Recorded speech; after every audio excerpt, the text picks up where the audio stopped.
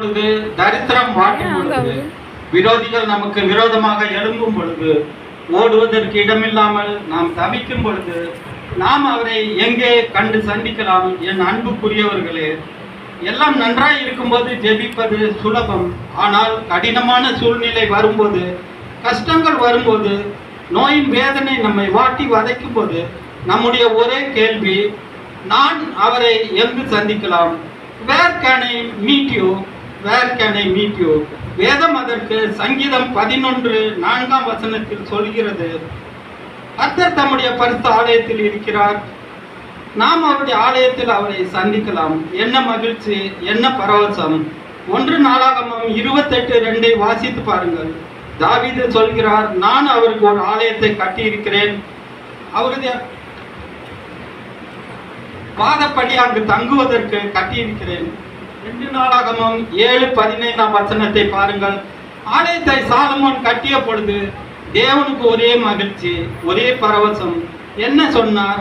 என்னுடைய இருதயம் அங்கே இருக்கும், என் கண்கள் அங்கே இருக்கும், என் காதுகள் அங்கே திறந்தே இருக்கும், என் நாமம் அங்கே இருக்கும். தேவன் நம்முடைய ஆலயத்திலும் நிற்கிறார். ஆமென்.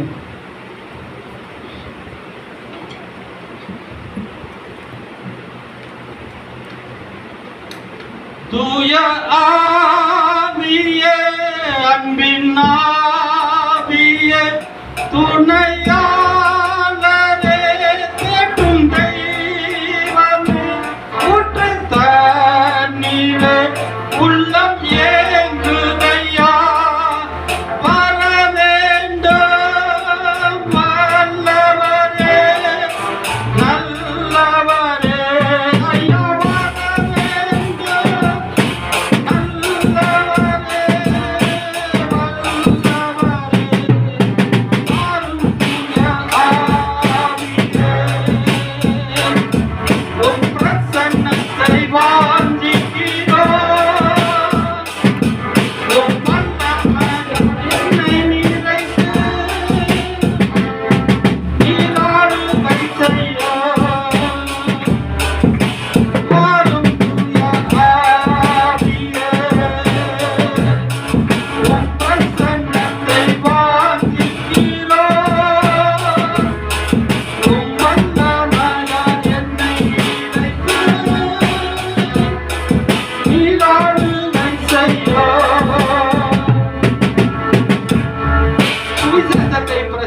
பவுலுக்கும் சீலாவுக்கும் விரோதமாய் மக்கள் மற்றும் அதிகாரிகள் எழுப்பினார்கள்.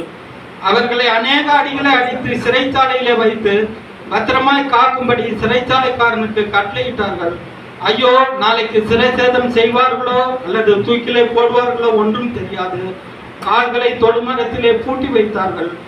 ஆனாலும் பவுலும் சீலாம் எதை குறித்தும் கவலைப்படவில்லை.